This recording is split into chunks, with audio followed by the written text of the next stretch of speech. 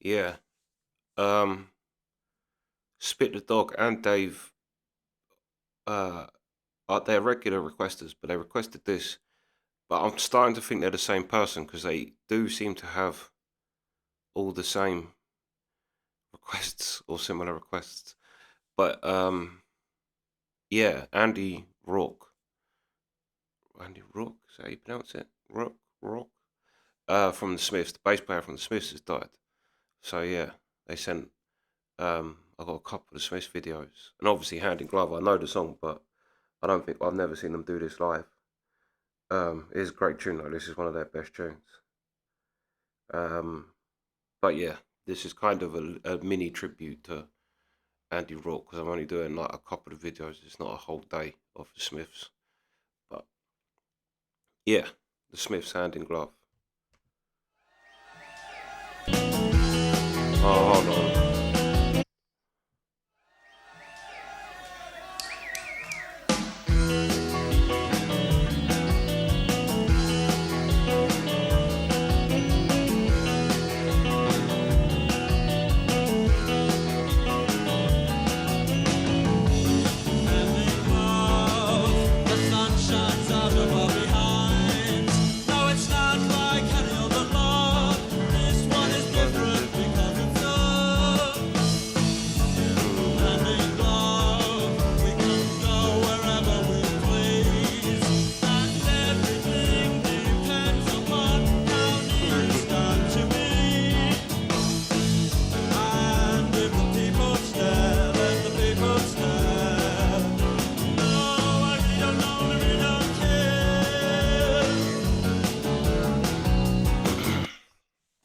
Do you see what I mean? Because obviously we've been doing a lot of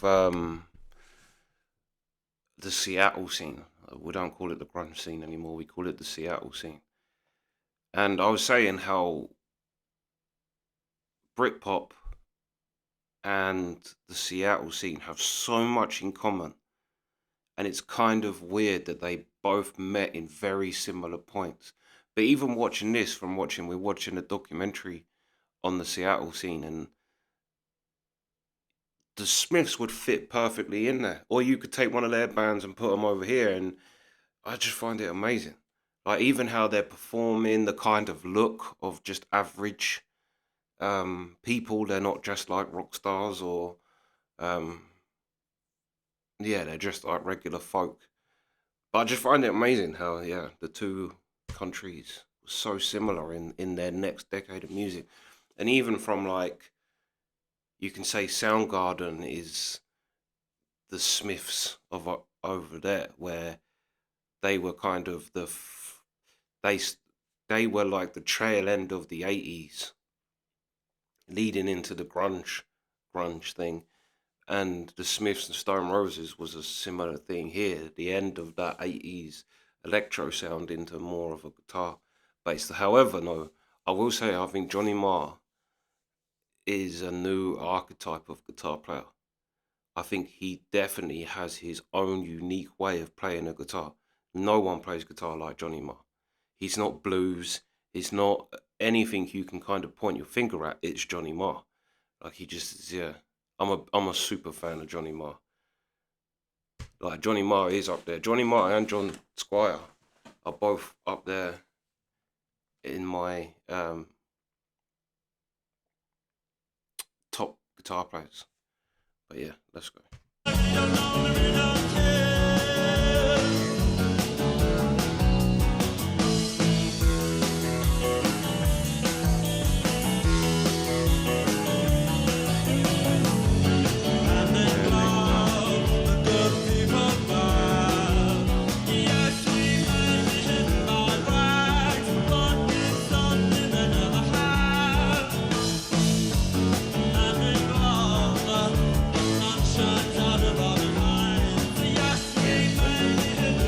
There he is.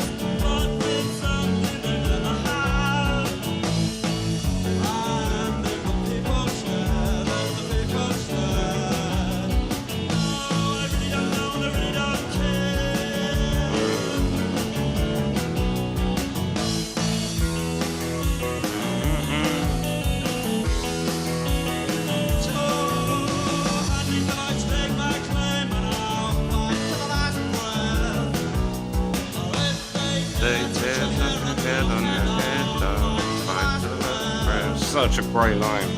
Good, it looks like you gotta go somewhere. You little charmer.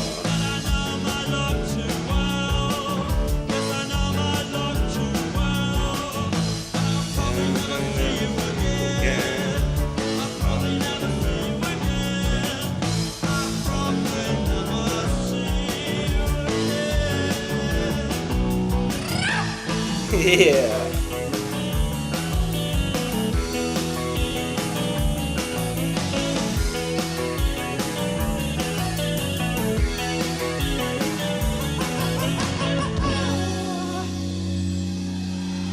Thank you.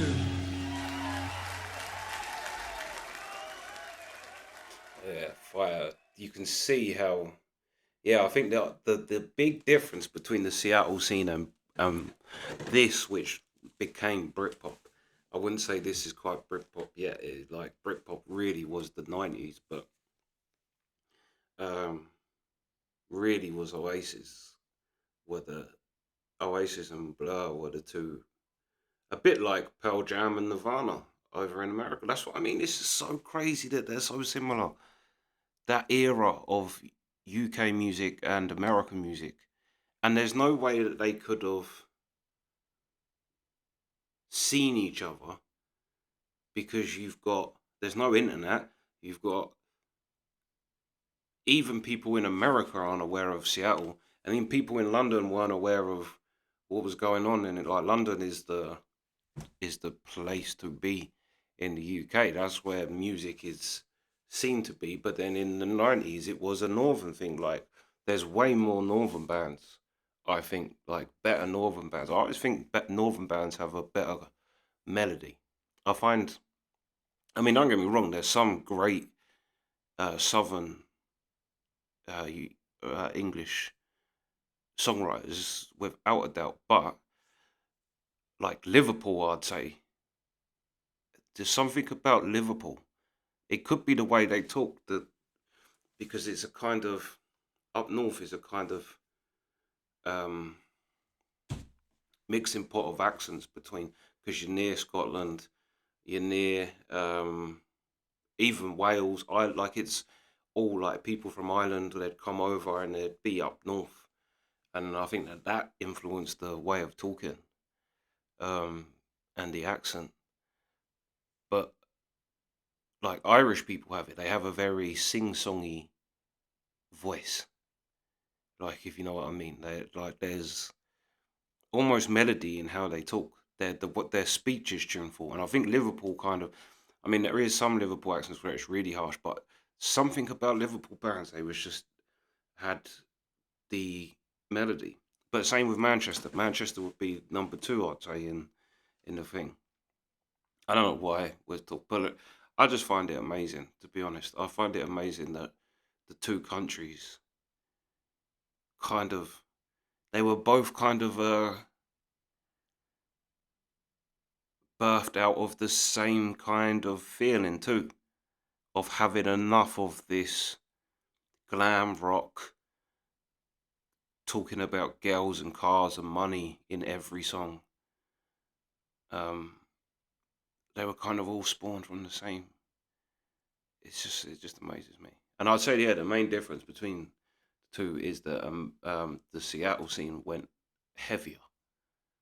Heavy wasn't as big here, like you hear from that. Don't get me wrong, Hand in Glove is a having it tune. It's so having it, especially like it's one of them that's surprising how having it is, and that's a very northern term for music, but meaning rocky. But then it's not. If you listen to the actual, it's a very tuneful. Like that's such a beautiful riff. Um, but it's so hard at the same time. But it just hasn't got that same that grunge had. If you know what I mean? Like definitely things like Black Sabbath influenced grunge more than over here. Where over here it was kind of a '60s rebirth. a 60s thing. But then, like I say, not really, because Johnny Marr, I do think is an absolute unique guitar player. I can't, with most guitar players, I can hear them play, and I can say they're influenced by this person, that person. But Johnny Marr, I don't. It's so hard to do that. I don't know what he was influenced by. It's just his way of playing guitar. Yeah. Well, that was the first track in the Andy Rock tribute. This is, yeah, Dave and David and Spit the Dog, which I'm more and more being convinced is the same person. I think he's been tricking me, thinking I'm requesting two people's requests, and they're both him. Because yeah, they have a eerily similar, like they seem to request the same thing. But if you're not the same person, then that's pretty amazing. Um, but anyway, yeah, they sent me this a couple of days ago, but we're just like, one, I've been busy just doing shit, and but plus also the channel's just been busy too. Like, but yeah, hearing this just makes me want to have a Smiths. I haven't had a Smiths binge for a while. It has been a while since I've had that. And they're another band. Like, that's why I don't react to things like the Smiths, and because I know them. Like, I maybe like lives and things I'd do, but because I haven't really watched any of their live stuff. But when it comes to their actual songs, I know a lot of them. So it kind of defeats its own purpose reacting to them. Um, but yeah, watching that, just it has a whole different meaning to me when I watch the young Smiths and Stone Roses, because they really were the forefathers of the Britpop. They were the pioneers of bringing guitar music back and bands back. They really were. Like, as much as Oasis was, again, it's very similar to America with Nirvana. Nirvana, like, if you ask, I love Oasis. They are one of my favorite bands. But there's no doubt that musically and whatever, the Smiths and Stone Roses was better. And I could say now the same about Nirvana to Soundgarden and these types of bands, where I always loved Nirvana, but hearing Soundgarden, it was like, Jesus, Nirvana's music is so simple compared to, and now kind of it's the same with Oasis. So even though Oasis are seen to be the kings of that British decade over here, anyway, um, yeah, it wasn't them that they weren't the pioneers. It was these, and even Noel would say that Noel, it was watching the Smiths play and Stone Roses play that really made him realize that normal people can write songs. Um, that you didn't have to be from Mars like David Bowie or Mark Bolan or whatever. Yeah, but that's, yeah. I just love watching young Smiths and young Stone Roses. It's so great because they had no idea what they were inspiring, and I will definitely say that what they inspired was probably bigger than the pair of them put together, which is kind of what you should be. But anyway, that's the first reaction. Sweet.